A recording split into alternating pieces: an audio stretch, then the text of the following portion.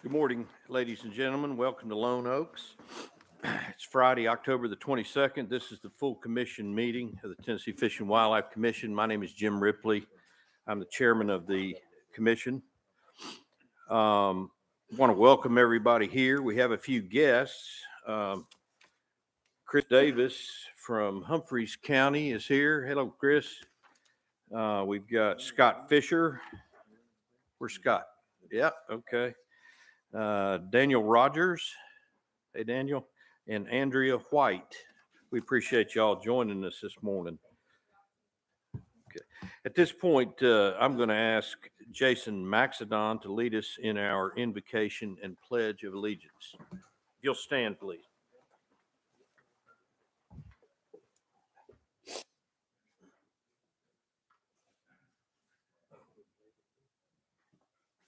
Pray with me, please. Father, we just come to you in prayer today, Lord. Just want to thank you and praise you for this beautiful day that you've given us, Lord. And I just thank you for assembling this commission. And Father, I just pray that you would guide them, give them wisdom as they make decisions about our great state and our wildlife resources, Lord. And Father, we thank you again for just what you've entrusted us with to be able to take care of. And I just pray that we would do that in a manner that's pleasing to you. Just ask your blessings upon this session today, Lord. And again, just guide us and be with us, Lord. It's in Jesus' name we pray. Amen. Attention, salute. I pledge allegiance to the flag of the United States of America and to the republic for which it stands, one nation, under God, indivisible, with liberty and justice for all.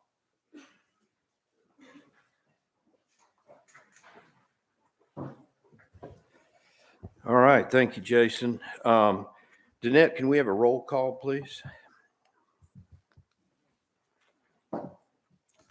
Tommy Woods. Here. Angie Box. Here. Lonnie Ballou. Here. Stan Butt. Here. Wally Childress. Here. Bill Cox. Here. Chris Devaney. Here. Jimmy Granberry. Here. Steve Jones. Here. Brian McLaren. Here. Kent Woods. Here. Hank Wright. Here. Jim Ripley. Here. Chairman, we have a quorum. Thank you, Danette. Commissioners, in your packet, you have been provided with the minutes of the last meeting. I'll entertain a motion to approve those minutes. Commissioner Ballou, seconded by Commissioner Stan Butt. All right, all in favor of approving the minutes signify by saying aye. Aye. Minutes are approved. All right. Mr. Director, do you have any announcements at this time? Okay. All right. Well, then I'm going to recognize you with regard to an award.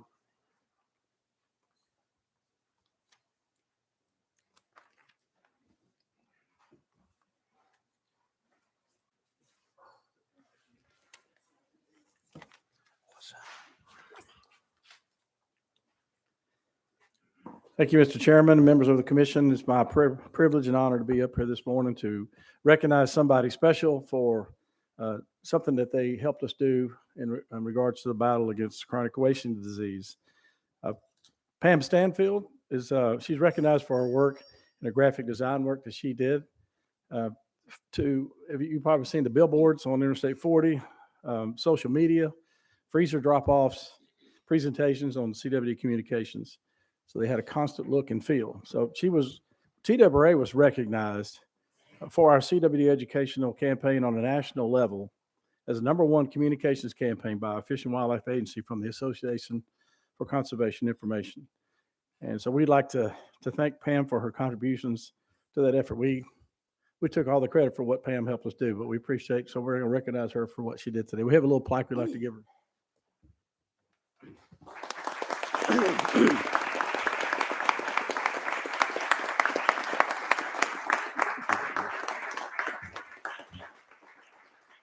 Plaque says, presented in special recognition to Pamela Stanfield for her outstanding work on the TWRA CWD communications campaign.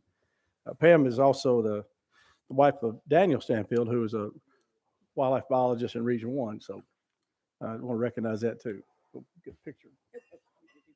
Don't get slide in here on the other side of it.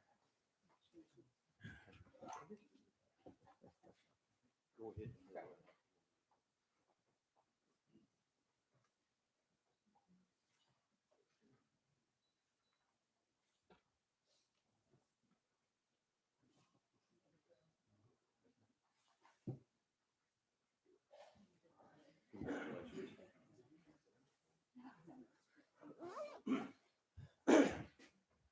Mr. Chairman, if I might too, on a personal note, I've known Pam since the day she was born.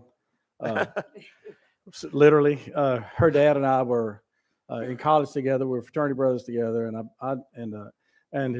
her mother too, Linda, and that's Dave Rizzuto standing up next to. And as you may, or some of you may not know, but Dave was a longtime employee of TWRA who retired back in 2000 and what?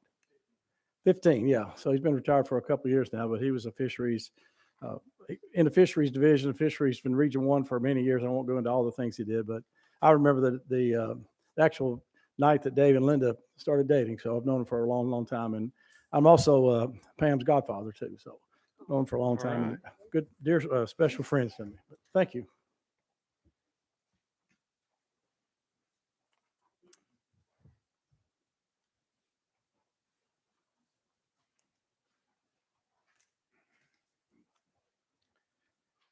We're going to do the retirement announcements.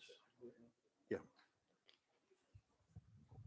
Mr. Chairman, if I might, while we're waiting on the director to get ready, where's Dave Rizzuto? He hasn't left, has he? Is Dave gone? I bet he will. The first, no, you have to listen to this. My first appointment, the meeting was in Reelfoot in January, and I wanted to go see what was going on. This is in 2001. And I walked into wherever the meeting was up at Reelfoot and with Ronnie Shannon, and got almost to the door where the meeting was, and there were swinging doors there. And we got about 6 or 8 feet from the door, and this door almost flew off the hinges. The door just crashed, and this guy went storming out of the room. I thought, I asked Ronnie, who was that guy? Oh, that's Dave Rizzuto. He's got a bad temper. So I found out later that Tom Hensley, one of the commissioners, had made Dave mad, and he left the room in a huff. So my first introduction to the agency was Dave Rizzuto almost ran over me in the hall leaving a commission meeting.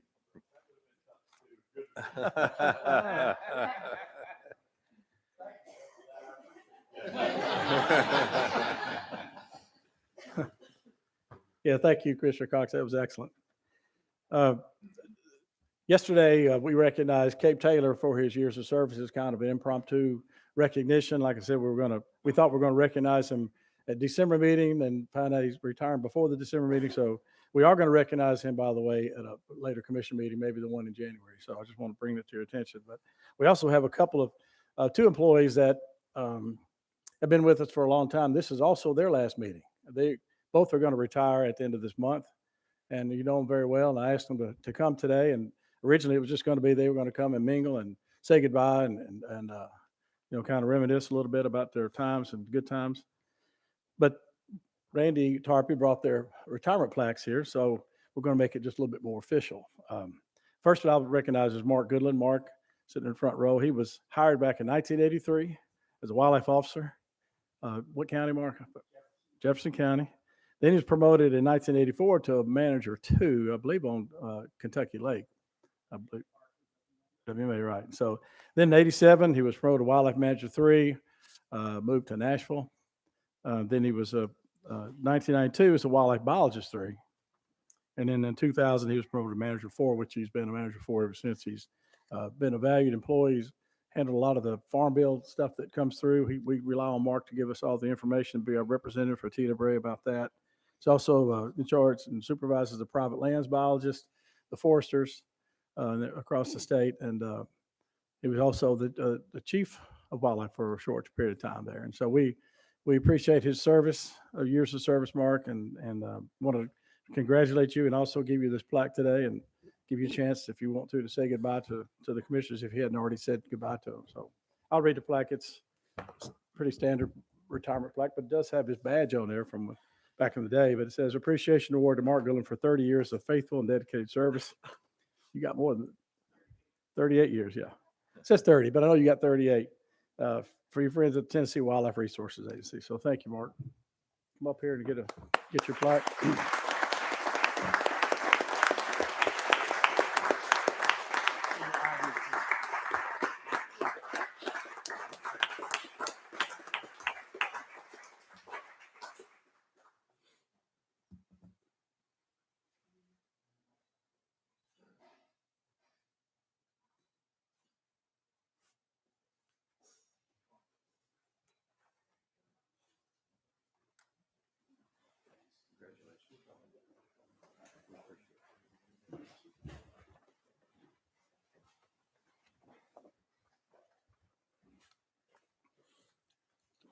We also have another, I mentioned, employee, Wally Cook.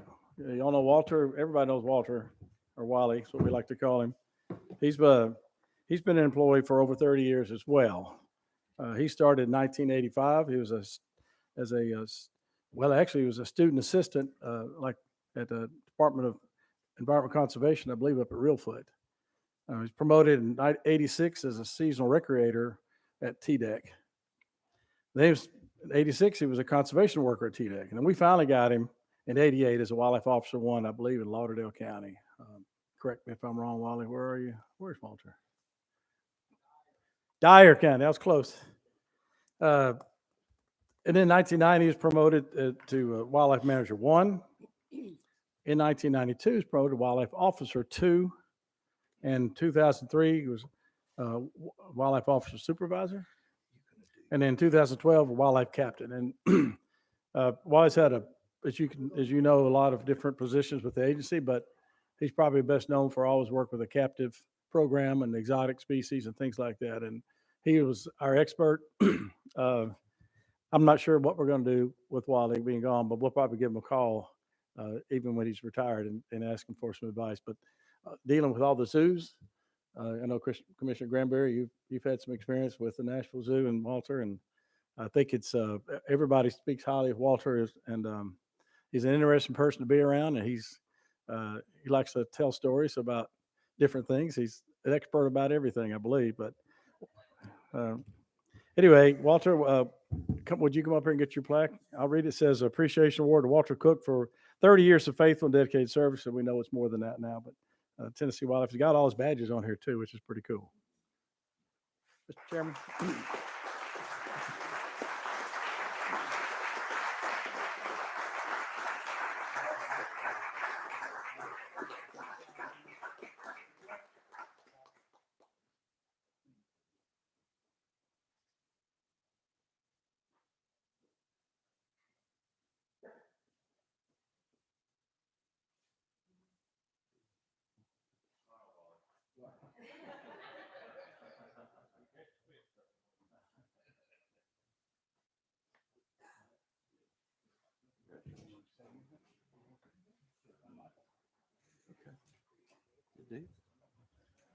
Congratulations. No, you need something? Huh? Don't say a word. Okay. No. All right, so this again, I'm impromptu. So lions and tigers and bears, oh my, right? So when I first met Wally, we were assigned to go to the basic police academy there in Donaldson for 8 weeks. I'd been working a couple years already, so he was newly hired. Then walking to the dorm room there in Donaldson, there's a set of bunk beds, and it had my name on the top. I looked at him; he was $150 at best. Said, "Ain't happening, Cap. You're going up, I'm going down, because I'm going to fall in the middle of the night and crush you." He said, okay, you can sleep up there. And so we changed bunks. So that's how I met Wally. And man, I got a chance. Y'all got to know this. So Predators hockey game, right? Years back.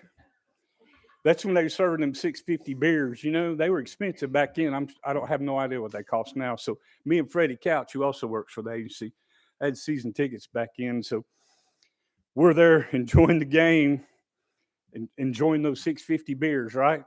So Freddie calls me the next day and says, "Man, I had the craziest dream. I dreamed Wally was there in a Class A at the hockey game." I said, "Freddie, it wasn't no dream." He said, "What happened?" I said, "Well, I had to first tell you, he had gotten Wally in a headlock and was giving him noogies.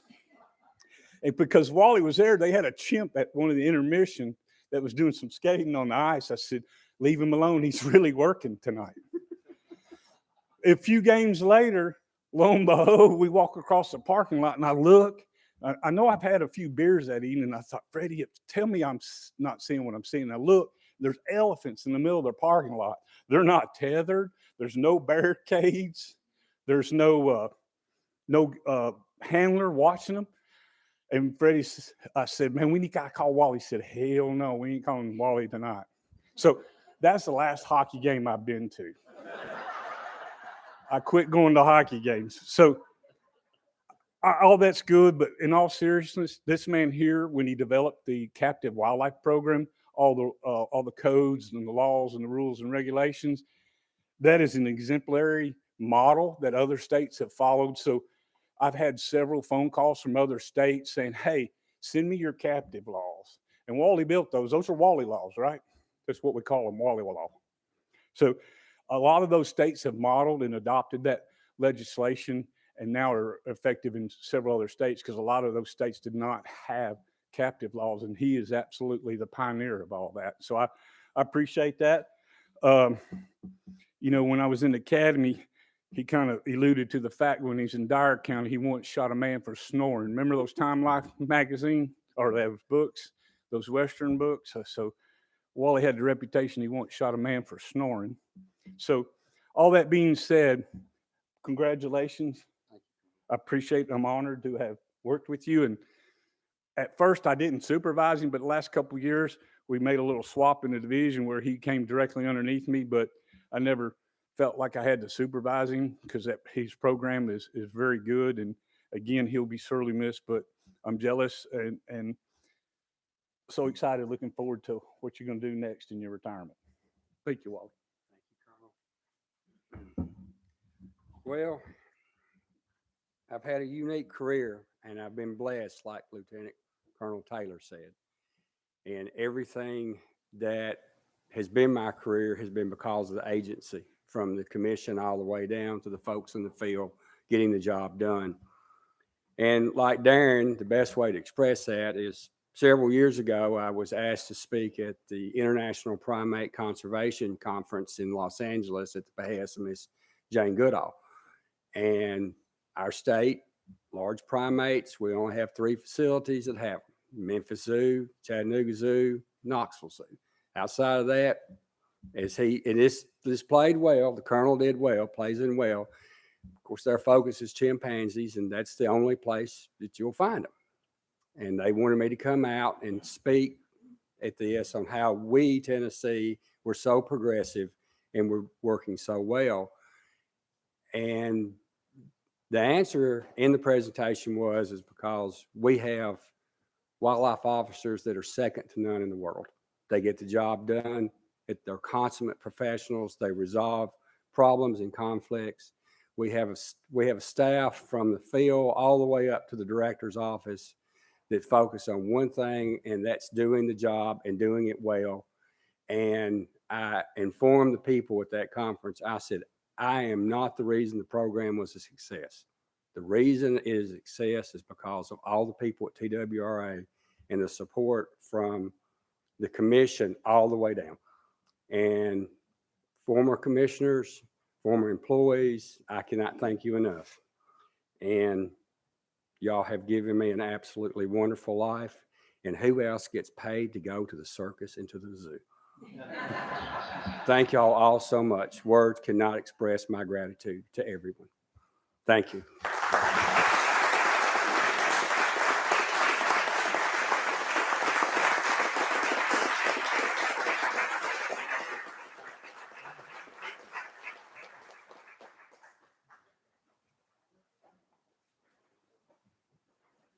All righty. At this time, I want to recognize our Vice Chairman, Angie Box.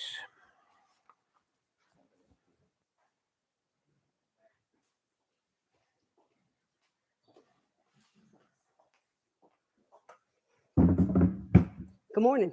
Thank you, Chairman Ripley.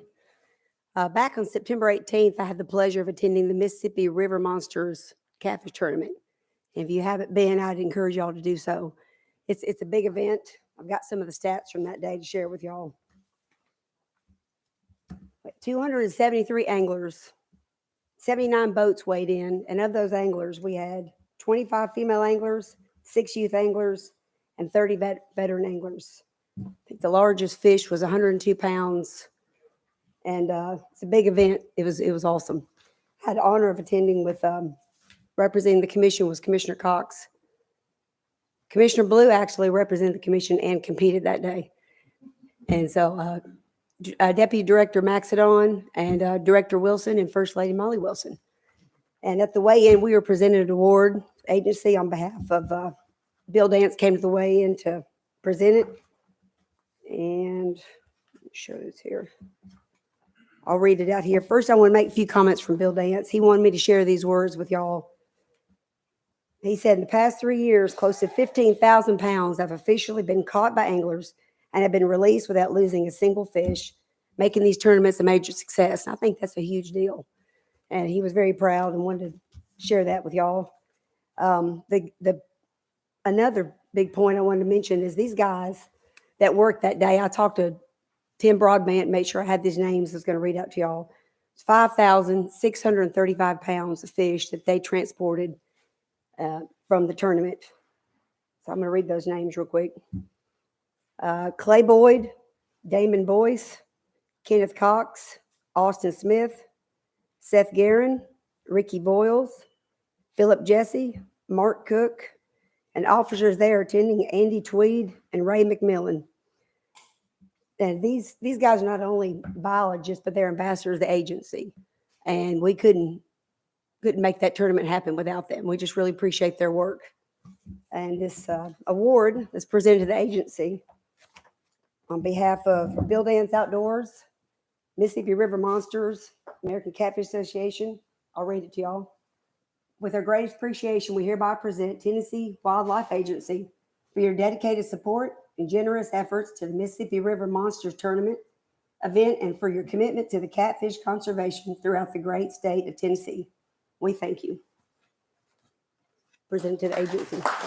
Let's, is there any way we could get I'd like to get a picture with all the commissioners since it's, and the director. Mhm. Maybe we'll do that afterwards. Let's do that Okay. afterwards, okay? And Bass Pro's a big sponsor of that too.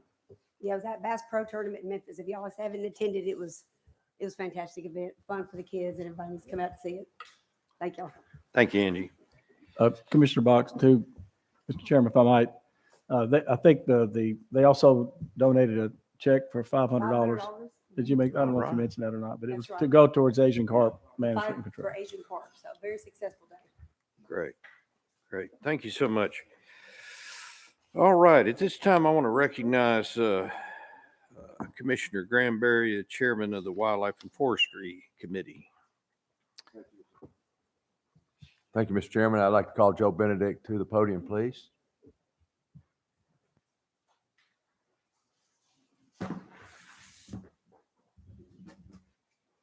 Good morning, Commissioners, and thank you for the time on the agenda today. It's my distinct pleasure this morning to announce to you, to share with you the 2021 Wildlife Technician and Biologist of the Year. We presented these awards at our annual meeting, our wildlife staff meeting just last month. I did want to share those folks with you today. In addition to the plaques that we also have a neat book. It's Yellowstone Wolves. It's kind of a new publication by the Wildlife Society, so we're pleased to provide that as well.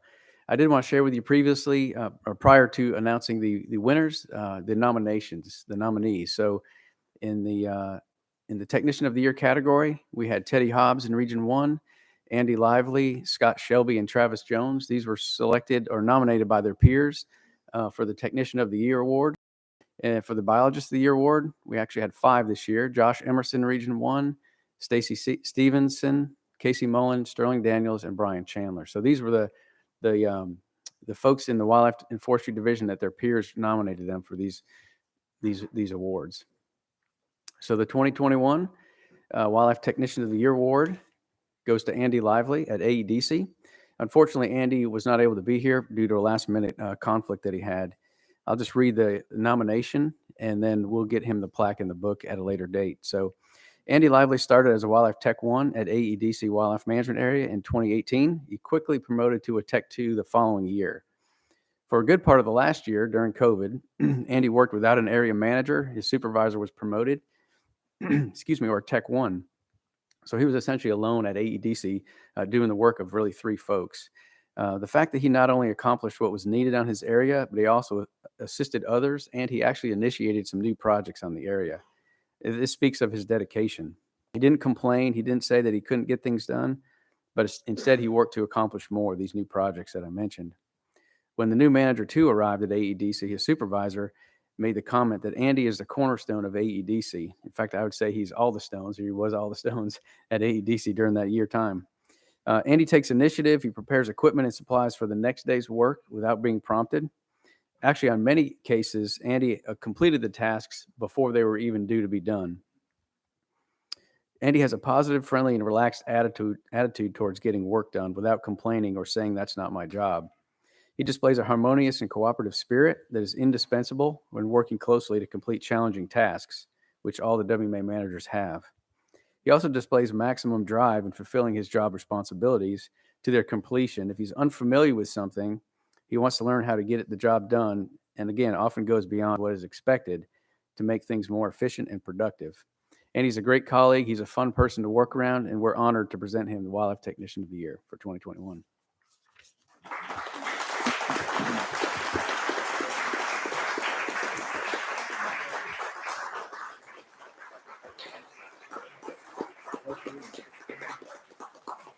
I'll make sure Andy watches this on the video. I apologize if it wasn't clear that he wasn't here. So the moving on to the 2021 Wildlife Biologist of the Year. This is Brian Chandler. He's our statewide forestry coordinator. He's been in that role since 2014. Over the last several years, let me put his picture up. We also have a kind of a nickname for him in the wildlife division of Mountain Man. You can see he wears these Mountain Man type hats, hence the name. That's just part of the reason for that name. But over the last several years, Brian has minimized the forestry inventory work while maintaining the forest compartment system.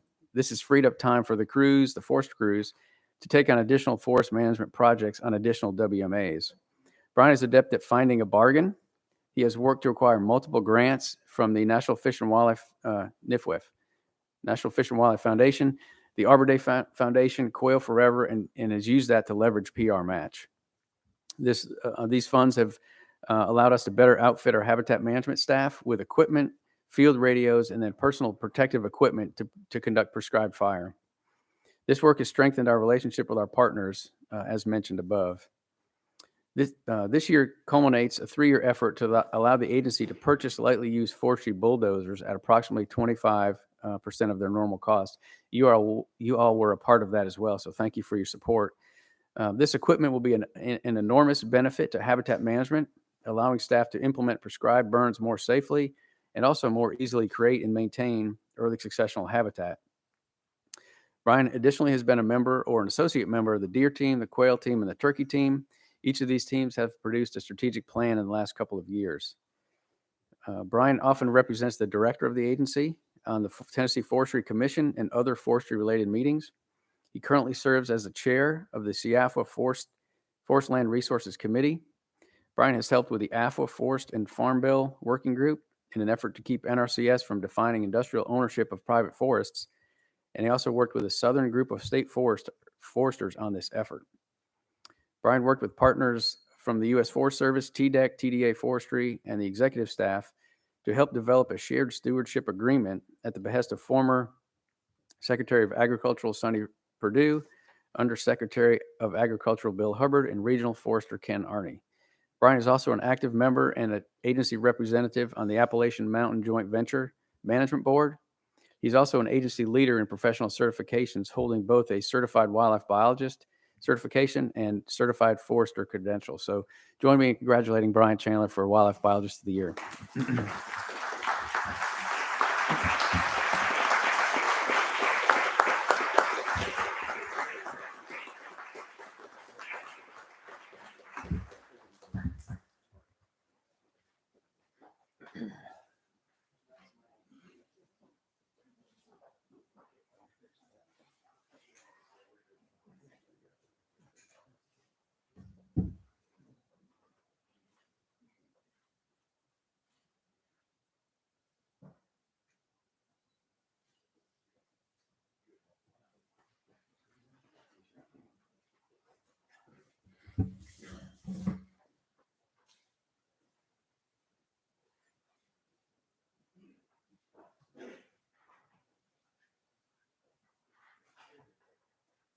All right, thank you, Joe. This time I want to recognize Commissioner Kent Woods, who's the chairman of our Fisheries Committee. I'd like to call on Frank Fish to come up and give us a little overview there of yesterday. So if I could get, yeah. So the first proclamation for your, was amended and approved by the Fisheries Committee was 2107. Are there any other questions about those changes and proposals?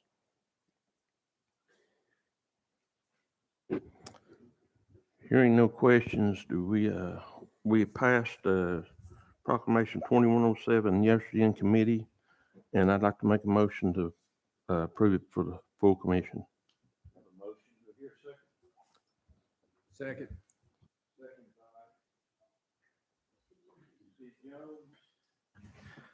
All those, is there any discussion of this particular proclamation?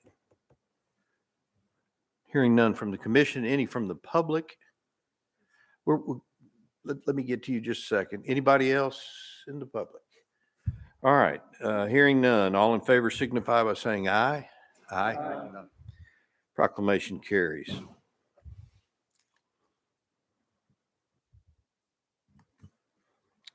And you're going to move The on to second 2108? Yeah. Yes, Yeah. sir. The second proclamation is Proclamation 2108, modifying the bait proclamation. Passed by committee yesterday. Chairman, yesterday we voted to approve this in its full commission, Proclamation 2108. I make a motion we do so. Have a motion. Do I hear a second? Second. Got a second from Commissioner Granberry. Is there any discussion from commission with regard to this proclamation? Hearing none. Are there any comments from the public? I'll get to you in just a second. Any comments from the public regarding the bait proclamation 2108? Hearing none. All in favor signify by saying aye. Aye. Proclamation 2108 carries. Thank you.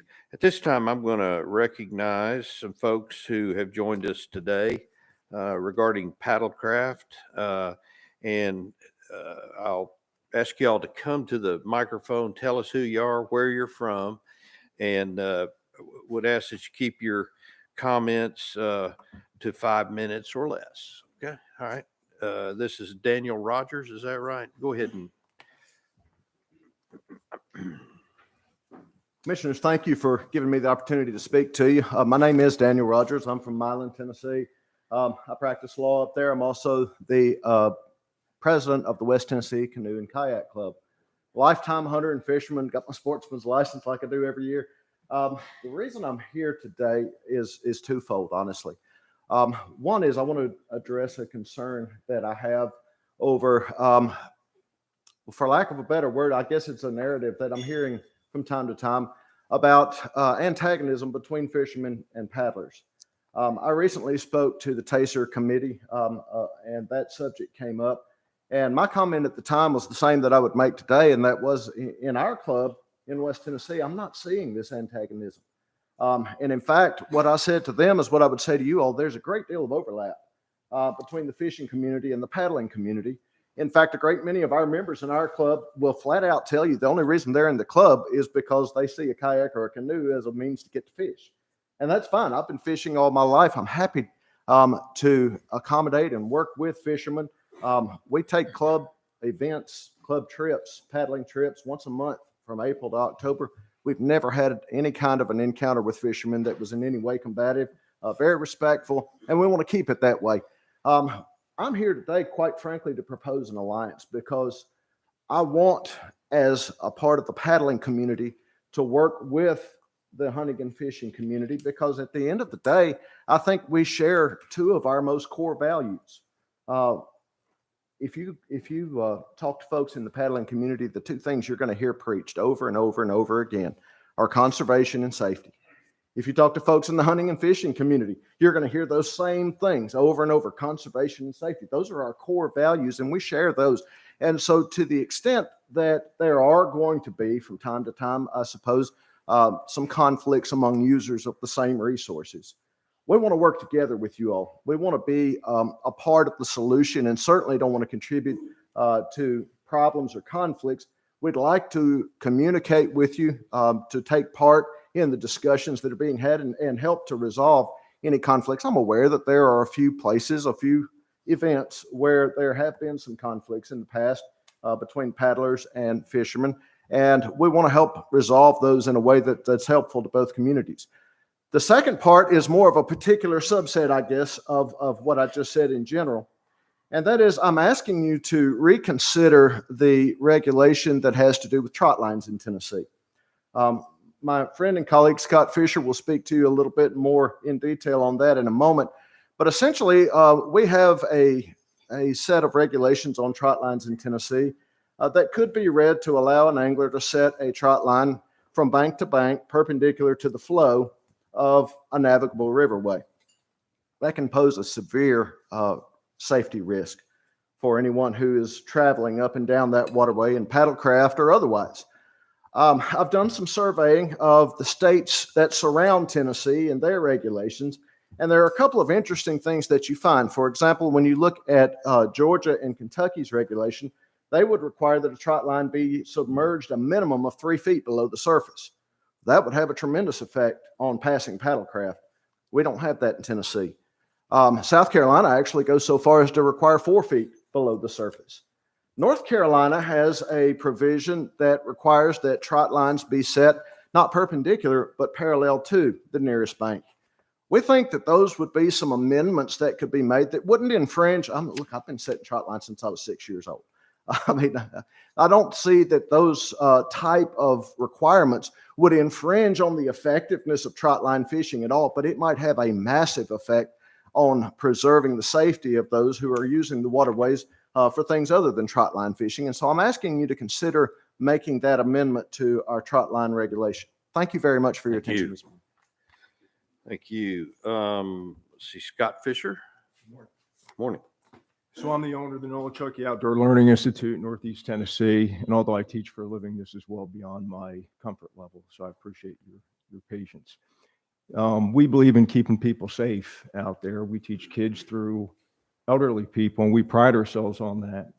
We teach scouts, first responders, veterans, and it's a passion project for us. A lot of what we do is about keeping people safe. And I find myself the unwitting center of this thing. I don't want it, but I'm here because I think it's in the public good. We have to protect our kids. These people are floating on tubes. And if it had been somebody else other than us that day, they made contact with that trot line, God help us. It would have been a 7-year-old girl that could have caught that hook in the face. We can't have that. That's why we request the amendment. And we appreciate you considering that. We have to do the right thing here. We have to look out for the public good. That's all we have. Because down the road, should something happen, we'll look back on this moment and say, what could we have done? And this is a simple change. Bank to bank. I'm sorry. Parallel to the bank, to the nearest bank, effectively taking it out of play, right? So again, not my comfort level with this type of stuff.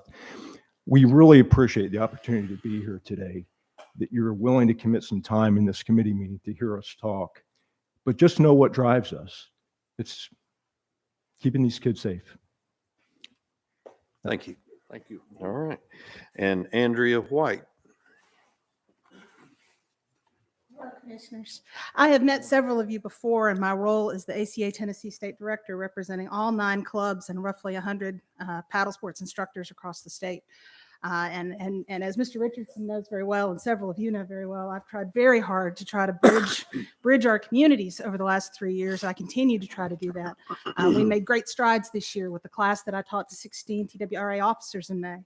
Where we taught them some of our safety and rescue skills that are a model for the nation on lakes and Class 1 rivers. And we are now in the process of adapting that class specifically for kayak anglers and working with Don Haas to teach that in the spring at Buffalo Ridge. I have great relationships with a number of different corners and nooks and crannies of TWRA, and I appreciate the opportunity to speak to you. But I do want to echo some of the things that Daniel and Scott have said. We really do need an opportunity to address these user group conflicts and de-escalate the conflicts so that they don't all have to come to such a state, that we can find common ground solutions based on our common values. And it doesn't have to come to the point where we're talking about litigation or a fatality or regulation changes, that we can just find solutions because we're all river people who care about the people on the river.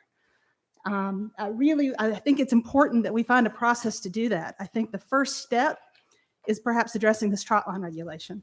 The commissioners who come before you have recognized the dangers of these trot lines in our waters. And that's why the current regulation already includes a stipulation that they're not allowed in TWRA lakes at all. It already includes a stipulation that they cannot be set within 100 yards of the mouth of any river, creek, or slough, or 1,000 yards below any TVA or Corps of Engineers dam. There's already a recognition that trot lines in moving water are dangerous to everybody involved. We're just asking for an extension of that same principle, to an understanding that there's a way to adapt this so that people can fish and people can paddle and people can swim and people can be on inner tubes and we can all be safe and enjoy the resources without it resulting in a potential incident or fatality. I thank you for the time to speak today. I thank you for your attention to this issue. We really wanted to reach you at the time when you're voting on the sport fishing proclamation so that we could make the November printing of the fishing guide. It's a one-sentence amendment, and I hope that you'll consider it. Thank you very much. Thank you. Are there others in the audience that wish to comment at this point? All right. I'm not seeing any commissioners that wish to comment at this point. All right. What I'm going to do is I'm going to ask Commissioner Tommy Woods, who is the chairman of boating and law enforcement, to work with Chairman Kent Woods. This will be Woods and Woods on Paddlecraft and sports. I'm going to ask Kent and Tommy, Kent's our chairman of fisheries, to work together as necessary with the director, perhaps Chief Fiss, in looking at this issue regarding trot lines, develop a little bit of information for us so we can deal with this at a later meeting. All right. Thank you. Thank you. All right. Let's see. We're going to take about a 5-minute, let's say 10-minute break.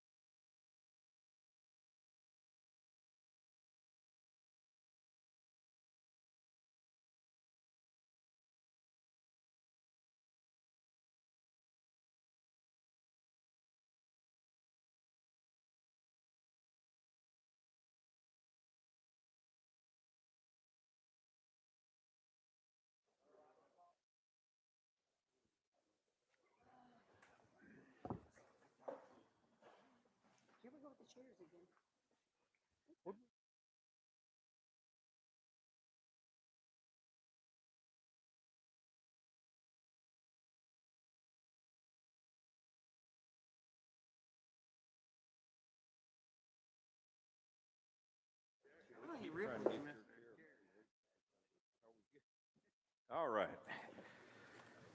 At this time, I want to call on Tommy Woods, who's our Chairman of Boating and Law Enforcement. Thank you, Chairman. I'd like to call on Major Brian Elkins.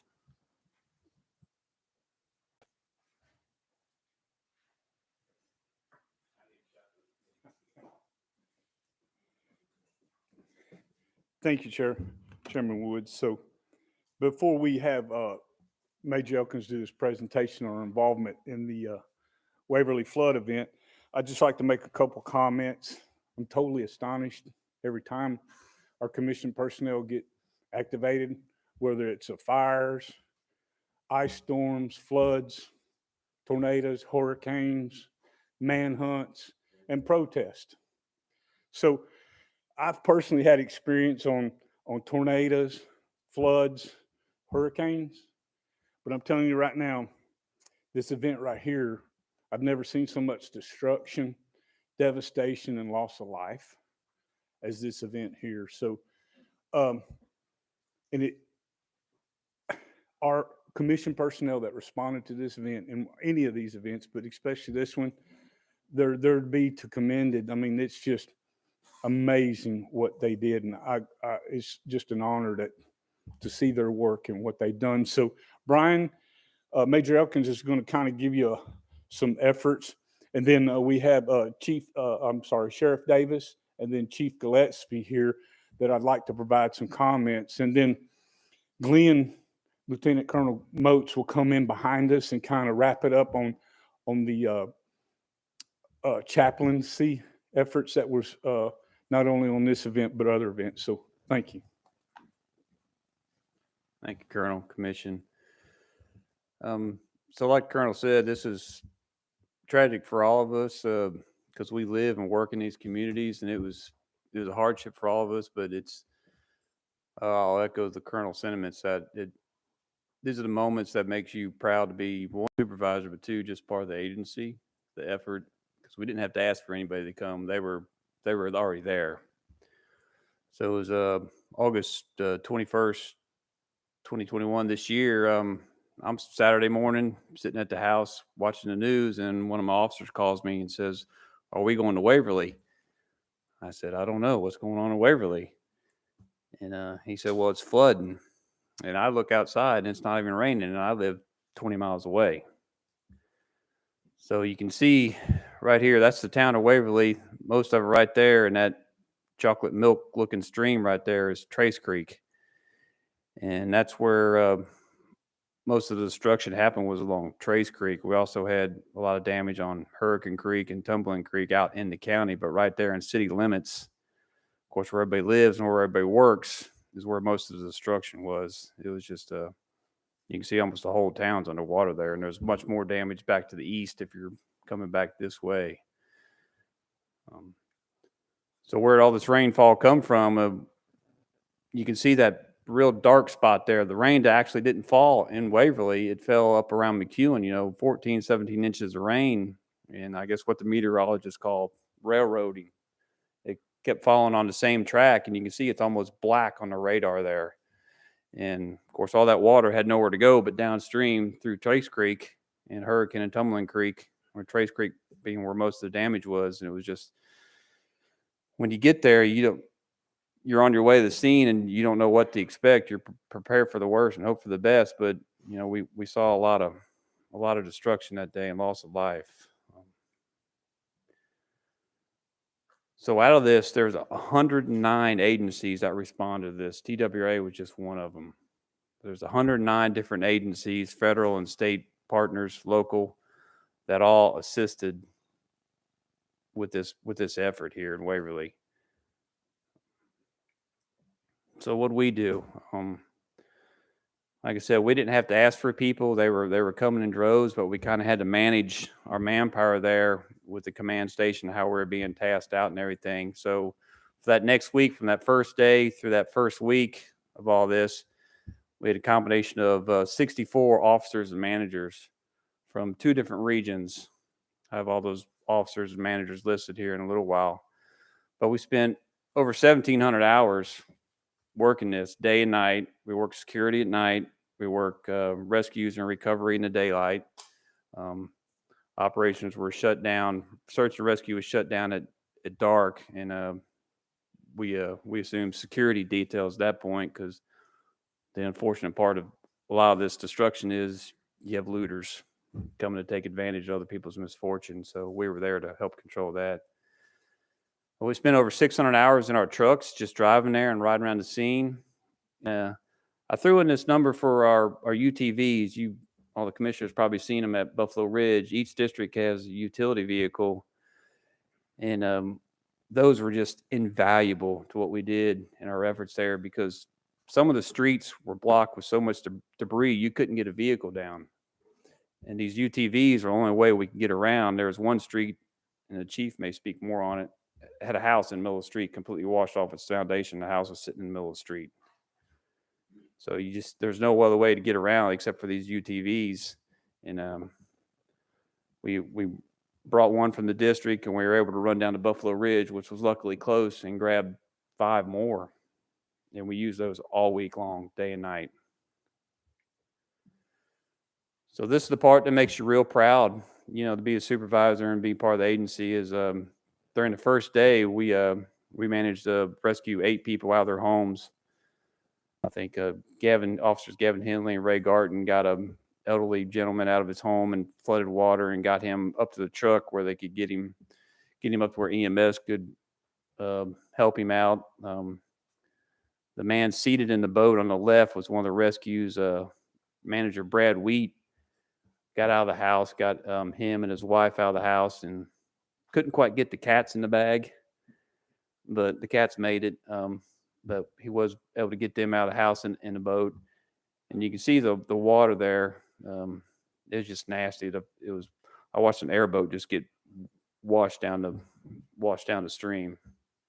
That's Officer Chad Harden there. They were making patrols up Trace Creek from the lakeside all the way up.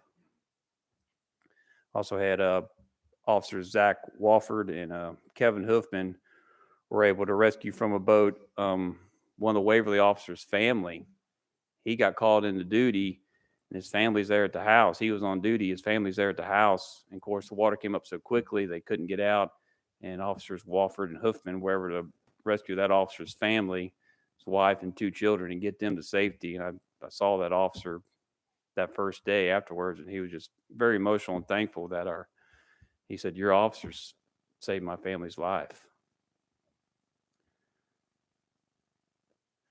So the next day, that happened the first day, we're just, communication is always an issue. Where do we go? How can we help? But the next day, dawn lights and the grim reality sets in. We're dealing with recovery efforts at this point.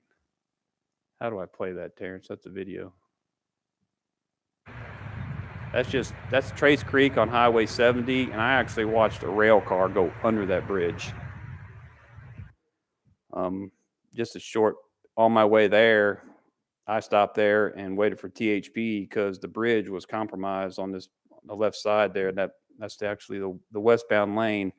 The piling was cracking, and there's a big crack, and water was bubbling up through the bridge. I don't know if you can see it, so we couldn't allow traffic to cross. So until THP could get there, myself and a couple other officers just helped control that traffic scene. Then we were able to get into town where most of the rescue efforts were going.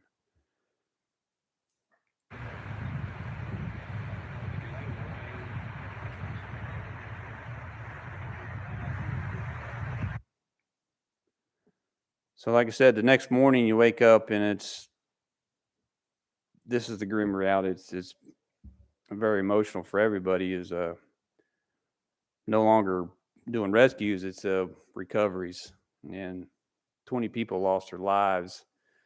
And TWRA was part of teams or by themselves that was able to locate and recover 8 of the deceased. Our job was to secure the scene, wait for the sheriff's investigators to get there, crowd control. People, of course, people wanted to come see, and we had to treat each one separately as basically a crime scene for each deceased. So then we would transport them to the hospital. So that was the hardest part of the whole week was what we did. Not so much the rescues, but the rest of the week. And this is just some of the stuff we were dealing with through the week and what we're having to go through, what all the rescue first responders were looking for. We got a car full of gravel and cars piled up. The way the force of that water moved everything around was just incredible. That's one of the bridges there. You can just see all the debris in it, which made working downstream from that even more hazardous. We even considered putting in kayaks, and the colonel and myself actually rode around all these bridges. We just made the decision that it was just too dangerous to put a kayak in downstream of all that, because if that was to break free, someone in a kayak or a small boat wouldn't have a chance. So the risk and reward wasn't there for that. So we did everything by foot. That's one of the pictures of the shopping center there. Trace Creek is located behind that. You can see the Cash Saver and Dollar General there was just completely flooded in a matter of minutes. Just more destruction. I don't know if you can see the car upside down in the ditch there. That's that first night, and another car flipped upside down from being just washed away. Something else we did throughout the week is we assisted other search and rescue teams, and that's a rescue dog on the left there that couldn't make it up the bank. So that's Officer Brant Luker from Henderson County carrying the dog up the hill, and that's actually him wading out in the creek there to search in that car to see if there's anybody in that car. There wasn't, luckily, but that's some of the stuff we were dealing with. He's not wearing waders. He just waded out there on his own. Got a little line attached to him, but the dog wouldn't go out there. But our guy did. We sent him as a dog. But it's just the different duties we did was just amazing. So I like to thank all the officers that responded there. The colonel was there every day. Lieutenant Colonel Moats was there, serving mostly as chaplain. Myself and Lieutenant Jeremy Odom. I did miss the name here. Captain Todd Allen was stationed at TEMA headquarters, serving in the pit for us. He was our coordinator at TEMA this whole time. And of course, you had every officer from District 12. Humphreys County sits in District 12, Region 1. And every officer from that district responded at one time or another during the week, whether it's security or doing search and rescue or recoveries. We also relied heavily on the districts from 11 and Region 2 also, but had several Region 1 commission managers respond, had eight managers respond. They were asking to come, and we had just kind of had to coordinate our efforts of what the sheriff and the chief needed for the day. But the first several days, we probably had upwards of 20 officers there every day, and probably had teams of 6 to 8 at night for security. So everybody took part. Region 2 was a big help. I mean, huge help. I mean, we couldn't have done it without them, because you just get wore out emotionally and physically during all this. And these are all the officers from Region 2 and Districts 21 and 22 that responded. Couldn't have done it without them. Their captains, lieutenants were just quick about organizing a list for me and getting that to me. Then I knew who was coming the next day to the staging area. But you can see on the right there some of the other stuff we had to walk through. It's probably the most emotional thing I've ever do in my career. Hopefully don't have to do it again. I know it was declared a federal disaster area, I think, on the second day. So we had a lot of support from federal agencies there as well. But I just want to thank everybody that helped respond, all the support we had from the agency. Governor was there. Governor appreciated everything we were doing for everything. But with that, I think Darren, you want to call up Chief? Yeah, Chief Sheriff, if you could, Before we entertain any questions. yeah.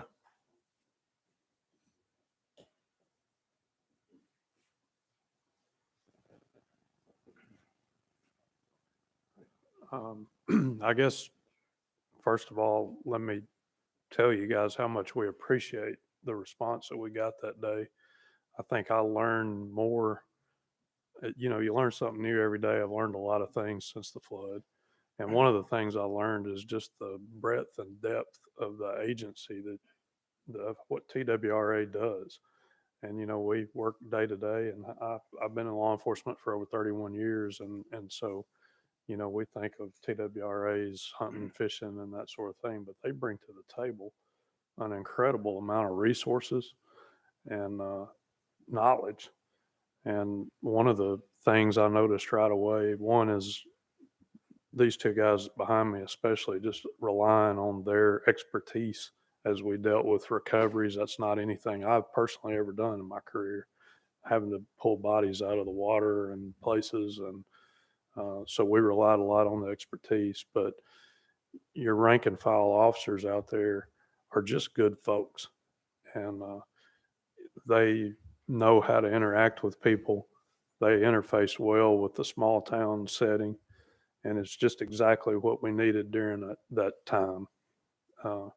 So I really appreciate that. I did have a person tell me that he happened to come out the back door of the hospital as some of your wildlife officers were bringing a body to the hospital, to the temporary morgue we had set up there. And he said it was late at night or late in the evening. Nobody was around, and they were being very reverent and all to that victim. And it really impressed him. He said there wasn't anybody around. They weren't making a show, but that's just how they are. So, thank you for that. Just as a side note, some of y'all I met a few weeks ago at Bass Pro Shop, the foundation that helps support some of your program, had a raffle. The winner of that raffle, Ted Williams from Dixon, donated the side-by-side that he won to our police department. And I went up there and received that on their behalf. And again, that kind of speaks to the kind of people that are sportsmen, hunters, and fishermen. And to y'all's agency, we were very grateful that those ATVs were invaluable that day that y'all brought down. And that's something that hopefully we'll never need for a response like this, but it is something that we'll use going forward. But again, I can't thank you enough. This is just an outstanding agency. It's kind of the MVP of our response that day. This TWRA really impressed me. I learned something new. I've learned this morning about your captive wildlife division. I didn't even know that existed. So you learn something new. Every time I get around somebody with TWRA, I find out there's a little bit more to the agency than I realized. So thank you again for allowing them to respond in the manner they did. Thank you, Chief.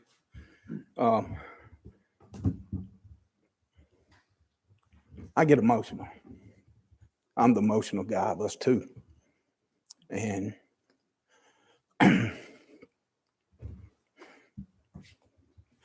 ooh, it's hard. Thank you. Darren and I go a long way back, by the way. Honestly, wanted to say this. It's one of those things, and I told the chief on the way down here, for this to have happened, I don't think we could have done it without each other. But the pictures that's been shown here, the things that have been said here, does not do justice to what happened. Folks, we had over 127 homes that was dislodged, moved or destroyed from their foundation. We had over 550 homes that have more than 50% damage of water. To see the pictures, yeah, they're hard. But when you go through a neighborhood that you was born and raised in, and it's like he said earlier, you're having to take and go through yards because there's houses sitting in the middle of the streets. The telephone poles are done. are down, electricity's out. It's amazing. That picture you've seen was just a small area. Trace Creek runs the length of Waverly, of the city limits. And that 17.5 inches of water started in McEwen. It's basically the highest point of elevation, correct me if I'm wrong, west of Nashville. And that's where the mouths of Tumbling Creek, Hurricane Creek, Blue Creek, Trace Creek, and Big Richland Creek are. And water come down from that mouths of those creeks in such a fashion and with sheer devastation that's like nothing I've ever seen. The people that we recovered, to give you an idea of how violent this water was, most, correct me if I'm wrong, Major, correct me if I'm wrong, but most every one of our victims didn't have clothes on. The water was so violent, it wasn't water that they couldn't get out of. The water was so violent that it ripped their clothes off. But to be able to set the stage and tell you about the sheer devastation that happened, it's very hard to do without actually seeing or being there. And I wanted to lead up with that, not to tell you about how bad it was, but to tell you about these guys standing behind us. We couldn't have done it without them.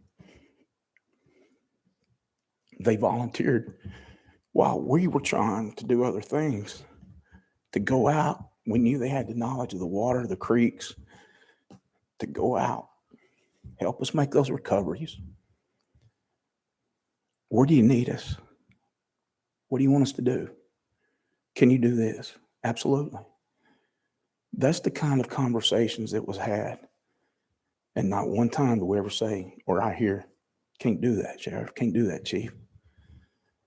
We plotted and planned every move that we made strategically. And I've often heard said something about that room, those people in that room. Every time we gridded a place out, we got to listening to the data and the detailed information that these guys were bringing back to us. And that was so very important, because when they was bringing that data and that information back and we was putting it together, this is a huge tragedy. And one of those TBI agents that happened to be on the scene of this incident with us, we got to talking just shortly afterwards, and he said, do you realize something? I said, what, Joe? When you have a tragedy like this, to have a 100% recovery of everybody that was lost is almost impossible. It's unheard of. But to have the expertise of this agency, and this agency of what they did, how they did it, was able for us to utilize that and get everybody back to their people. That's big, folks. That says volumes for this agency. And my hats will always be off to this agency for what they've done for our people. Thank you.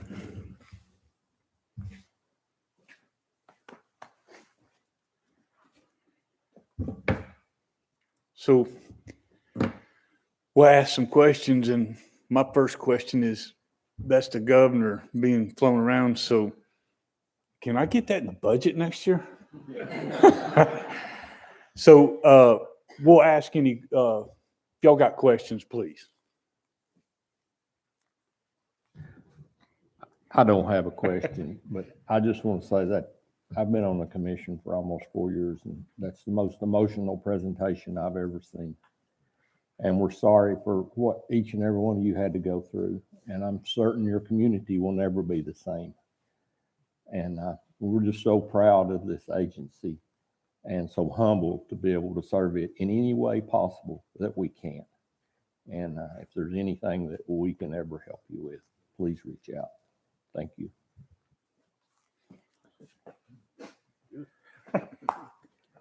Thank you, thank you. Thank you, sir.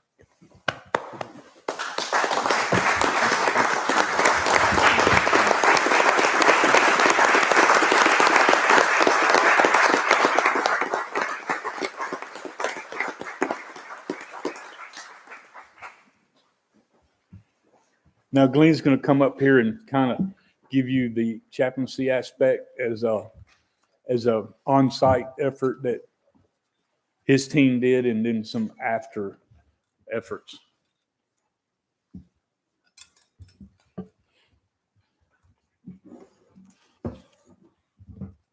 Thank you. Thank you, Sheriff. Thank you, Chief. Before I talk about what the chaplain program, how we were able to help in this, I want to give a brief introduction to the agency chaplain program for those of you who are not really familiar with it. Let's see if I can figure out how to make this work right here. Okay, so you may ask, what is a chaplain? So in our case, it's an officer or volunteer for the agency that serves, first of all. They serve and they provide Christian leadership to the agency. In the emergency services profession, a lot of times this is called peer support. Okay, this is because the chaplain will work alongside those who they're serving. So they're familiar with the job. This program, we started it in 2015 and it's continued to the present. So who is this for? It's primarily was started for the commissioned officer of the agency, for the law enforcement officer. But it's also available to any agency employee. And as I'll tell you in just a few minutes, also to the public. You may ask, why do we need it? Well, for the law enforcement officer, the nature of the job duties, even daily job duties, not to mention, responding to incidents like you just heard about. But the nature of the job duties can bring sort of a unique kind of stress to the job. Like I said, this can be daily. Over time, that stress can add up and cause an emotional or physical response within the employee. This can even lead to personal relationship stress. And all of this becomes an officer safety issue. So this program is designed to help alleviate or give another option for the employee to help with this. A little bit of history. So the military really started this concept of the chaplains, and the U.S. military recognized the need for chaplains to serve the soldier in 1775. And General Washington in 1776 gave orders for each regiment to have a chaplain. And I bet Ken Tarkington didn't even know that. Okay. No need to elaborate, Ken. So, there's a long-standing tradition within the military for chaplaincy, and even in law enforcement. The New York Police Department started with chaplains for the police officer in 1906. So the concept and practice of law enforcement chaplaincy has been in place for well over 100 years. So this isn't a new idea. Okay, that's in a nutshell our program. I'll just briefly talk about what our focus was in Waverly when we were called to respond. We had 5 chaplains that were involved in this, from officers to 1 volunteer. And our focus was twofold, really. First of all, when we were deployed, our mission was, we thought, mainly was to support our own staff there. And we did do that, but we soon discovered that our role expanded when to the victims, flood victims, and their families. So a few things we did there. We assisted with next of kin notifications when a recovery was made and families came to the hospital. We were there for that. We visited the local shelters and met with some of the displaced families, talked to them. And we also helped the sheriff's office and the PD do some follow-up interviews with family members. And I don't know if this was mentioned, but one of the things we found out in talking to the family members and those that went through this, one of the reasons this was so bad and there was such a loss of life was this came on so quickly. Most of the people said in just a minute or two, that water rose within their house so fast, they had no way to get out. I mean, there was no warning for this. And that was one of the things that caused such a great loss of life, was just the suddenness of the destruction. So afterwards, our focus was back to personnel, TWRA personnel.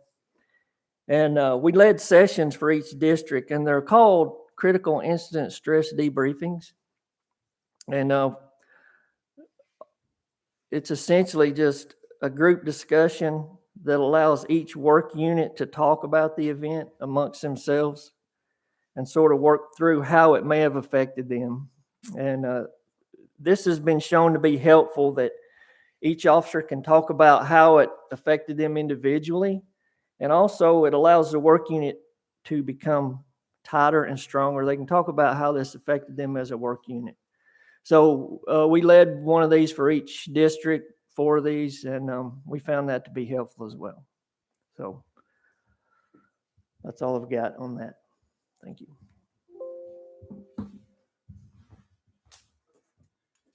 Y'all, yes, absolutely. As long as you don't make me cry again.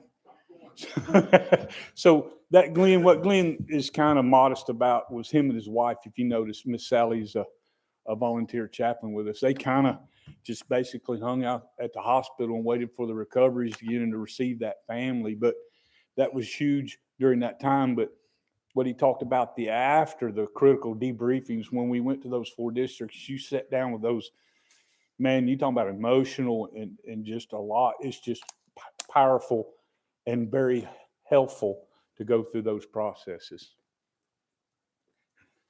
Forgive me, there was something that I wanted to say earlier, and Mr. Most reminded me of it when he was speaking. Mr. Elkins had said something earlier about one of the guys that was taking care of one of the families that went in and rescued the officer's family that was on duty that morning. Chief won't talk about it, and it's hard on him, and I understand that. 2 weeks ago today, we buried that officer.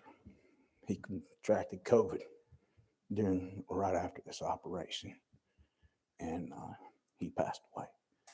But if it hadn't have been for the peace of mind that those agents give him that day, he said he didn't know what he would do.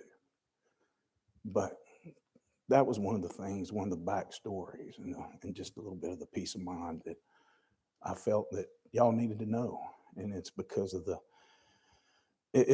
your guys, law enforcement officers that was out there that was able to give his family and get them to safety that I just forgot about. And there's so many stories that's in this tragedy that will be forgotten if we don't get it documented. But there again, I just wanted to let y'all know about that. And again, my hat's off to everyone, but I did feel like he needed to be recognized for that. So thank you again.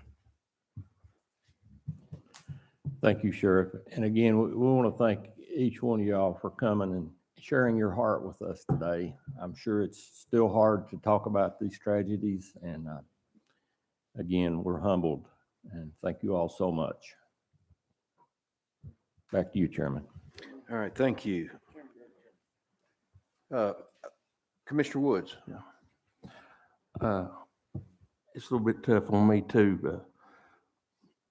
Me and Chris are such good friends and have been for a long time. And last Wednesday, I did get to go out there to Waverly and go through and see the devastation. And I know there's been a lot of cleanup that's went on before I got to see it. And he's right, pictures do not do it justice. But I talked to Chris on Saturday night after it happened, and I told him I'll be there in the morning. I'm bringing all my guys and equipment. I want to help you. And woke up Sunday morning feeling bad and tested positive for COVID.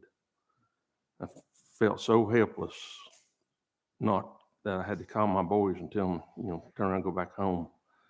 But talking with Chris and just the tone of his voice, I could just tell it was terrible. But I'm just proud to be part of this agency, and every name that is up on that board, I'm so proud to see that they stepped up and did what they did for that community. And thank you, Chris and Chief there, for all the coordination and all the officers that helped coordinate all that and everything. Like I said, that's hard on me because that's my home away from home. Love all of you. Thank you. All right. Are there any other comments from commissioners at this point? I just echo those thanks. It's good to see you, Chris. It's been a little while. Last time I was in a duck blind and better circumstances, but we'll have more good times, and appreciate y'all coming and sharing with us today. Thank you very much. All right. Let's see. Lieutenant Glenn Moats, where'd you go? Need you back up there, buddy.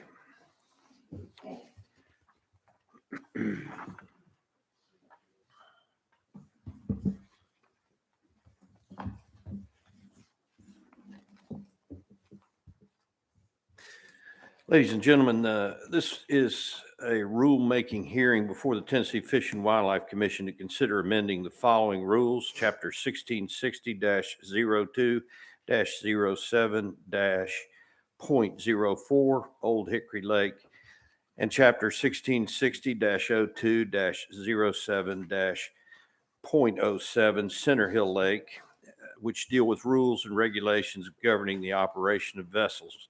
My name is Jim Ripley, and I will conduct the hearing.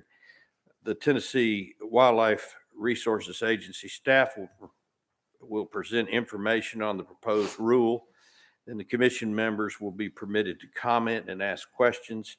Members of the audience will then be permitted to comment and ask questions. Staff members and members of the audience wishing to speak should identify themselves before speaking and should come to the microphone. I reserve the right to limit comments and discussion, especially in cases of reputation. Thank you. Just to remind you, these two rules that are being presented today were originally passed as emergency rules earlier in the year, which are temporary. So these rules will be following up to make them permanent. The first one is the Gallatin Marina expansion to expand the no wake zone. There's the marina, and that would be the proposed zone. You want me to go through both of these together? Okay. Let me see, we're legal counsel. Did you say we could vote on these as a whole, as part of one? You may, because it's the same rule. It's just two separate sections of the same rule. So you can just make sure you get on the record the intent of voting for both of them. All right, thank you. Go ahead. And this one is Cookville Boat Dock expanding their zone as well. Okay. Okay, I couldn't see the red lines from where I was at, but anyway, that's the proposed zone there. That's all I have. All right, thank you. Commissioners, we are considering both rules as one here, 1660-02-07-.04 and 1660-02-07-.07. Do I hear a motion regarding these measures? Well, we can have comments. I was going to go ahead and get if you have a comment, go ahead. Yeah, I'd like to ask, a lot of the marinas around our lake and other lakes that I've been to and everything will put in some wake protection devices, whether it be these floating containers full of styrofoam, just different types of wave breaks. Does any of these docks have any kind of wave break system in place? I mean, is that why we're doing this, because there's not wave breaks at these marinas? I believe so. I don't know about this particular one on Center Hill, but I believe the one on O'Hickory does not. We do recommend that to the marinas, that they do that. I mean, in your opinion, if that marina had a wave break system in place, would we still have to, or still want to put this no wake in place? I would say part of it is wake. I would say part of it is increased boat traffic in the area. And I will say, I think a lot of these newer requests, and we've had some more of late for marinas to expand their zone somewhat in some of these narrow areas, is due to wake boats. Wake boats have a lot bigger wake, cause a lot more damage, that, as you will, to some of these marinas. So I think a lot of these requests are coming because of the increased use of wake boats in these areas. I really can't say what a wave break may or may not do in that situation, but we certainly would recommend that marinas do try that option. But part of it is just the increased traffic in the area. Well, I can see that's kind of narrow. Yes. And I know we're going to run into this in the future. You Yes. know, other marinas are going to want us to put in no wake zones. Yes, sir. But I didn't know if we need to look into them trying a wave break system before we Prior to implemented that. these. Yeah, I mean, I'm just throwing a question out. Yes, sir. Other discussion? I have a question. Who, and I think I asked this last time this came up, who permits expansions of these boat docks? The Corps of Engineers on Core Lakes. On TVA system, it would be TVA, but on these two, it's the Corps. And is that is it a committee that they appeal to, or is the Corps just, do they have just a policy, or one person makes that decision? I don't know who makes the decision, but they do have a process in place where they permit each of these marinas. They have I guess, I can't think of the name of it now, but a certain zone around them that's considered part of their area. And they do have to apply to the Corps if they want to expand. I don't know the Corps' process to get that approved. You don't know if the Corps considers the wake? No, sir, I don't and know. whether it needs to be, but I guess. I would think that they would be more concerned about the navigability. They wouldn't want a dock to extend too far out to inhibit, any kind of boat traffic, that sort of thing. But I hear again, I can't really speak for the Corps on that. Yes, sir. This on Center Hill, those boundaries were extended due to the low water level while they were working on the dam. Is that correct? Originally, yes, sir. Okay. And are these limits the same Yes. as they were then? Yes. Okay. Thank you. Also, on this particular dock, there is a large amount of paddlecraft going up to upstream. So that is another reason that we need to go through with this and protect this area. Thank you. When you see at a marina, they'll have the no wake buoys outside the marina. What is the footage from when you see a no wake buoy? How far is the footage from the dock? From that no wake buoy, how far out are you not allowed to make a wake? Okay, the buoy is the line. So each marina there's a rule that allows them 300 feet for each marina. They pretty much automatically get 300 feet. So that's where the buoy line normally is for each marina. And some of these marinas now are finding that that's not quite enough to protect their dock. Well, and I can see that right. I mean, that's just 400 foot. So it just leaves a little 100-foot channel. I see Yes, sir. now. Okay. Thank you. So we don't have the authority to require them to put up wake breaks. I don't think, no, sir, we don't. who would have that authority? I think, would that be legislation? Chris? You know? Chairman, as far as the requirement that a marina have wave breaks, I mean, it would take some matter of legislative authority or some direction, but I really don't know of a process for regulating that business to compel them to have some sort of wave break.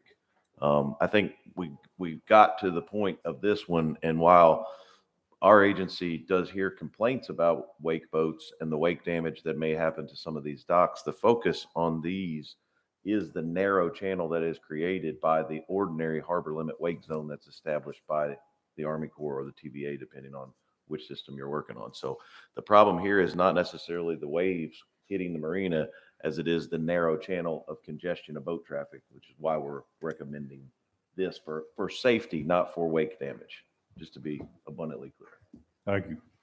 I'd like to, this is a sort of a perennial issue around our area in East Tennessee with the number of lakes we have and so forth. And it seems like I'm getting more and more calls from people who are saying, look, they're, in private cove areas, not where they're marinas, but just where they've got docks and so forth, with people flying up in there with wave boats and causing damage. And I'm curious, are our officers, would they consider operation of a boat that's causing a damaging wake? Is that in the category of a reckless operation or something that we would cite a boat operator for? Not normally. If it was a safety issue, we might look at what we would call a negligent operation case, but I think you'd have to take that on a case-by-case basis, but we usually do not cite people for just wakes near a dock unless there's some sort of personal safety issue, then we would. So it's just kind of a case-by-case basis. Okay, thank you. Yeah. Is the operator of a boat responsible for their wake? And if so, who enforces the damage that wake does? Well, that would primarily be a civil issue between the boat operator and the person who got property damaged. So that wouldn't be something that law enforcement would really enter into, since it's not a criminal act. It would be more of a civil violation of property damage. So they would really need to take that up within their own county of how to recover damages in the civil action. Yeah. Thank you. Any other comments or questions from commission? The only thing that I would be concerned about, Mr. Chairman, is the precedence that this sets for, every boat dock on every lake and throughout the state as they expand. If we put ourselves in a position where we, do one for one, make a decision for one, are we setting a precedence where we have to make decisions for others? And what kind of impact does that have for boating operations on all the lakes throughout the state of Tennessee? So it'd be interesting to get kind of a legal perspective on that. Are we assuming any liability if we don't grant these wake zones? Or if we start on one and we don't do the next one, are we setting a precedence? The state would not assume any liability. However, these are done on a case-by-case basis. We have a matrix that they are looking at, and they are making sure that all of the things fall into place before any of this comes before y'all. So I don't feel like this sets a precedence. I feel like we're being proactive in addressing this to recreational boating safety, which is our mission. I guess that's why I'd asked the question a moment ago. Some of the calls I get, people that say, okay, my grandchildren were out here on a raft or a float, and somebody comes flying up into this cove with a wake boat and, turns them over, knocks them into the dock or this kind of thing. And so I guess I'm wondering about that from a enforcement side of things is that, and I understand what Lieutenant's telling us about negligent operation and so forth, but I hope that our officers are paying attention. We got a lot more boats on the lakes now, and this is getting to be a pretty common complaint. So, all right. I have Any another other- question. Is the request coming from the boat dock? Yes. Yes. So their concern is damage to their dock. It's not the safety issue that we are responsible for.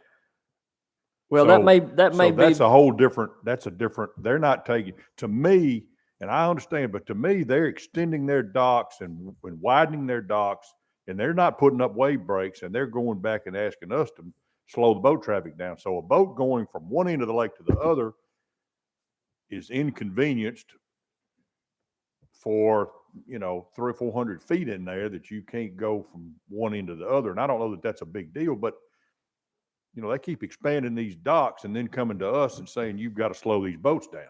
And they're not taking responsibility with wave breaks or whatever. And it puts us in a spot that we have to take responsibility for the safety.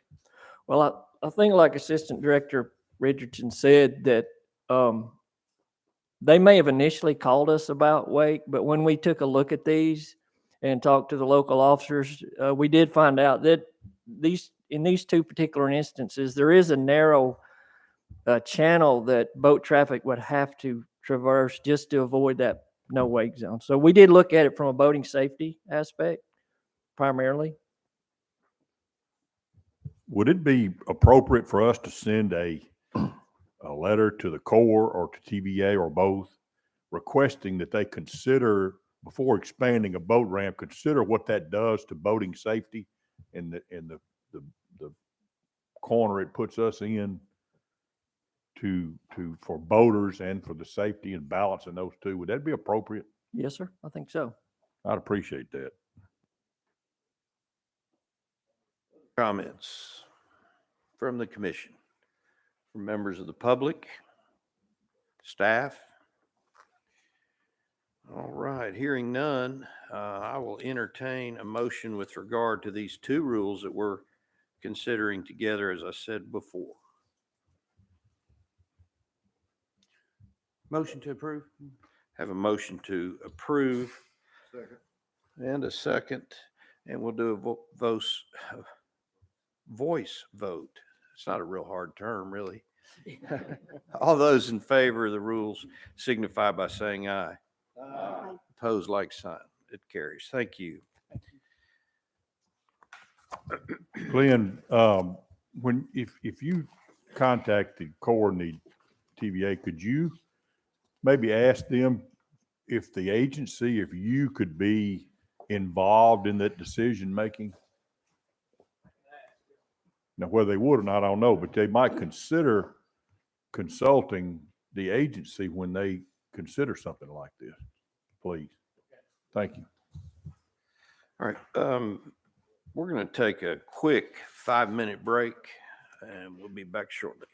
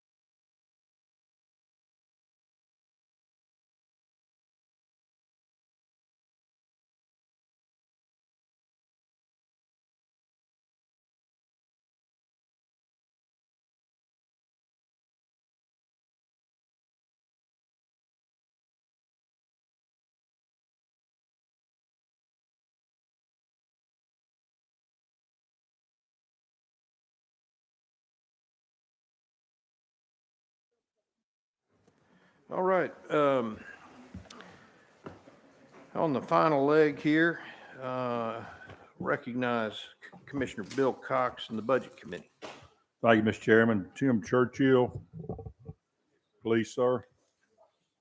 While Tim's coming up, you notice that we haven't had a real estate report in some time, and I have asked the chairman and the agency if to ask Tim to give us an update on the properties that he's looking at and why he's looking at them, how the scoring system works, and keep us up to date on how he's what's going on with that, and also give us a timely update from time to time on his efforts for federal grants. I think that's more active now than buying and selling land, but every other month or every quarter, he's going to give us a detailed update about his real estate operation.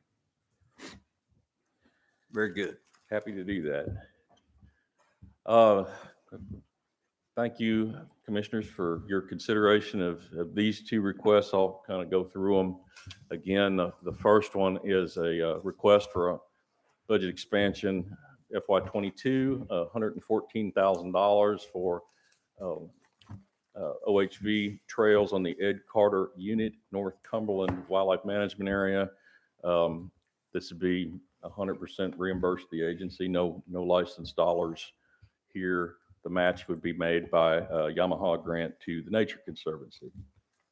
And the second is replacing Josh Campbell's money in the consulting budget, $7,700, which is one of his operating budgets, for $65,000 of wetland funds. Again, no licensed dollars, to compensate for the conservation easement report that I had generated for the Ed Carter unit. Thank you, Tim. Mr. Chairman, the Budget Committee met yesterday and recommended, and I move approval of an additional $179,000 budget expansion, non-licensed dollars. Thank you, Commissioner. We have a motion. Is there a second? Second from Commissioner Granberry. Is there any discussion? Any discussion at all? Members of the public, staff? Hearing none. All those in favor of these budget expansions indicate by saying aye. Aye. Opposed? Carries. Thank you. Thank you. Mr. Chairman, the only one thing I would ask for is that if we can get some kind of descriptive narrative about how these funds are going to be used, and maybe distribute them, maybe if staff could get those to the commission, just in case there's an issue that evolves out of this. I've already requested that. Thank you, sir. All right. We're at the end of the road here, but Director, do you have any comments you'd like to add?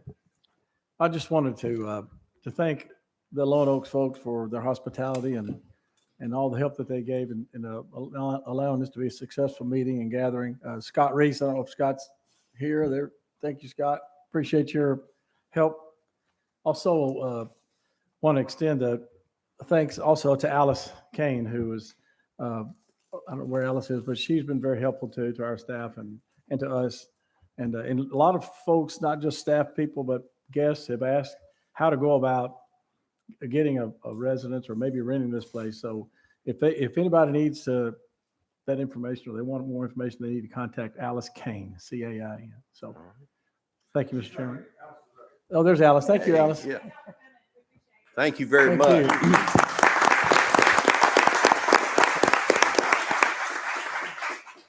All right, I've got some thank yous too, and I guess it's Alice who she in charge of all that wonderful food that was fixed. Well, thank you again, Alice. That was wonderful. That's one of my favorite hobbies, is to eat like that. I want to thank Bill Dance, who graced us with his presence. It was good to see him. He's a great Tennessean and great sportsman. It was neat to see him. Thanks to all the staff, as always, that put this road show together. Y'all do a great job, and we appreciate it. Thanks to all who made the quail shoot the fun that it was over at Ames. That was really neat. A great experience. And thanks, Director, to you and your deputies for all the hard work and stress that they're dealing with. And they're doing it very gracefully and very well and competently. We appreciate everything y'all are doing. Of course, Danette, we're always grateful for you and Mary and Betsy, and I'll leave somebody out and I'll be in big trouble, but yeah. And so with that, we're adjourned. Yeah.